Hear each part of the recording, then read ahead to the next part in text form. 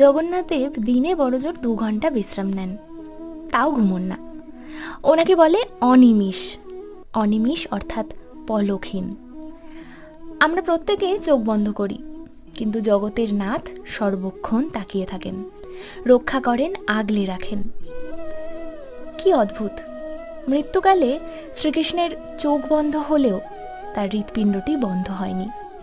আজও হৃৎপিণ্ডটি নাকি সচল, হৃৎস্পন্দন রয়েছে।